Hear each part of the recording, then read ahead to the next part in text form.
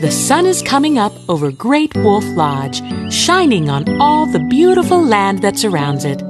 Who is that making his way to the lodge? Why, it's Brinley Bear.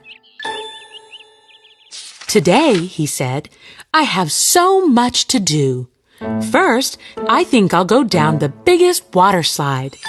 Then, I think I'll defeat a dragon.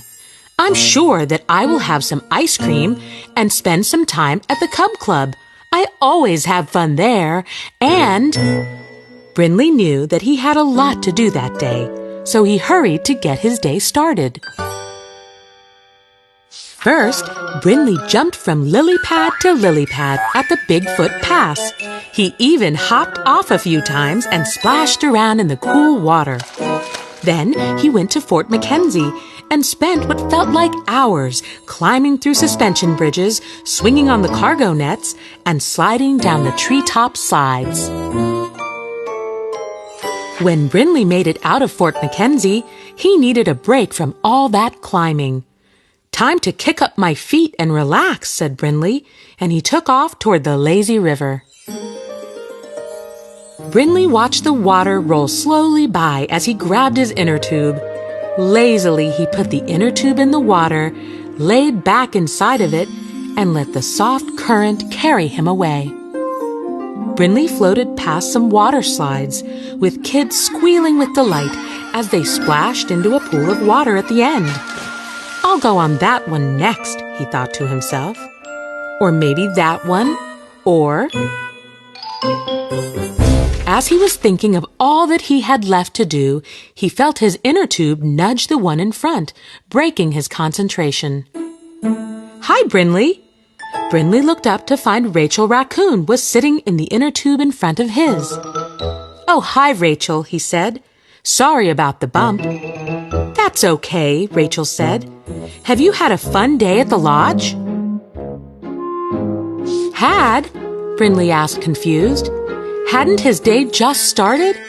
He looked around and noticed the sun was going down. The day was almost over. There were still so many things at the water park that Brinley wanted to do. I had a great day, Rachel, Brinley said, but I'm having so much fun that I don't want it to end. There's just so much to do. I see it's getting darker, which means it's going to be bedtime soon. I don't think I'll be able to sleep tonight with all this excitement. Rachel saw that the afternoon was turning into night. She too was having a great day and didn't want it to end yet. You know, Brinley, Rachel said, I bet our friends are thinking the same thing. We don't want our fun day at Great Wolf Lodge to end, but it does look like it will be bedtime soon. I have an idea, Rachel said with excitement. What if we got all of our friends together and had a sleepover? That's a great idea, said Brinley, but I still don't think I'll be able to sleep thinking of all the fun I had today and all there is to do tomorrow. Rachel thought for a minute. I've got it. We can work together and try to think of ways to help each other fall asleep. Oh boy, said Brinley. This will be great. Let's go tell everyone to grab their sleeping bags and pajamas and meet us at the Great Clock Tower. Okay, said Rachel, and the two set out to find their friends and get their sleepover started. As the sky began to change from orangey red to a purpley blue, Brinley, Rachel, Wiley, Violet, Oliver, and Tooth and Nail all put on their pajamas, grabbed their blankets and stuffed animals, and headed to the Great Clock Tower to watch the show that signaled that it was bedtime at Great Wolf Lodge. When the show was over, all the friends set up their sleeping bags and began to settle in for the night. They watched as the fire rose from tiny sparks in the fireplace to a ball of warm orange that spread over the logs.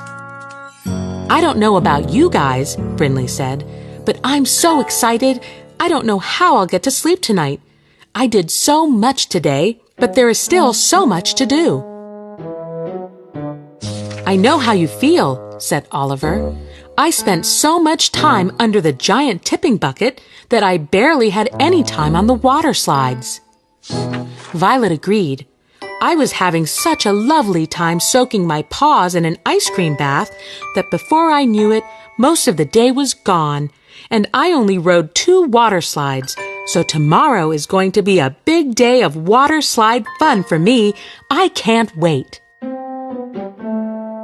Wiley spoke up next. "Well, we've got our comfy beds, we're in our pajamas, we have all the things that we need, but we're just not ready to sleep. So what else can we do?" "Something I like," Violet chimed in, "is taking some big stretches. That would help get anyone ready for bedtime." "I think that's a great idea," said Wiley. "Why don't you show us how?" So they all stood up and rhymed along with Violet. "I'm in my pajamas and I'm all worn out. Fun with my friends is what I'm all about.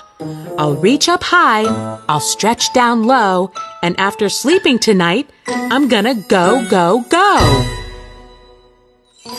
All of the excitement was wearing Brinley out. He felt a yawn creep up, and he sighed a heavy sigh. Brinley's eyelids fluttered for a moment, and he thought they suddenly felt very heavy.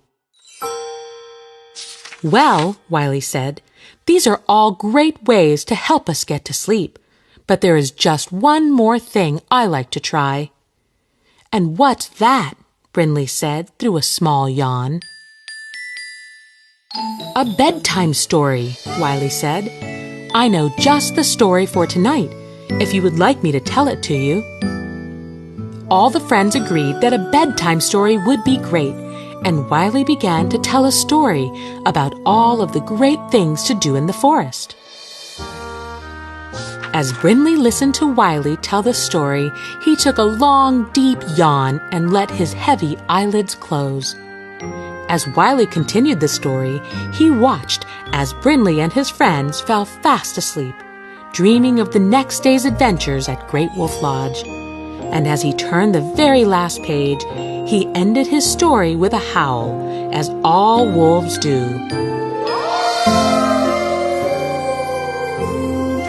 We are glad you joined us tonight.